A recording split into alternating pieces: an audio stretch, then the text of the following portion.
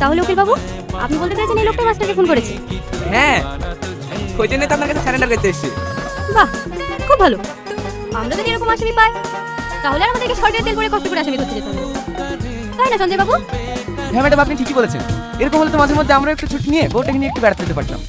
এই কথাগুলো বন্ধ করুন দয়া করে। তাহলে আপনি মাস্টারমশাইকে খুন করেছেন, তাই তো?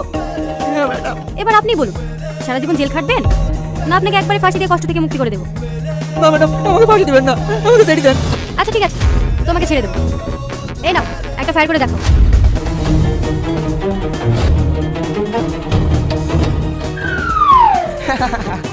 আরে সিসি ম্যাডাম, সে তো প্রস্তাব করে ফেলিতে। ইস, আপনারাও পারেন। কোথা থেকে জোগাড় করেন এসব লোক? দেখুন ম্যাডাম, এখানে আপনার কমিটি দেখতে আসিনি। ও খুন করেছে, ওকে অ্যারেস্ট করুন ব্যাস। কমিটি তো আপনারা করছেন, খুন করে অন্যজন, আর আপনারা ফাঁসি দেবেন একটা নিরীহ মানুষকে। আর এটা আমাকে মেনে নিতে হবে? হ্যাঁ, আপনি মেনে নিতে পারতো, কারণ ও নিজের মুখে স্বীকার করছে খুনটা এই করেছে। ওইখানেই তো আমাদের হাত বাঁধা। উকিল বাবু, একটা ছোট্ট ক্লু যদি পেয়ে যায়, খেলা তো সেই দিন দেখাবো আপনাকে। তুই যখন খেলার ইচ্ছা, তাহলে একদিন কোর্টে আসুন না, তখন দেখা কে কত বড় খেলোয়াড়।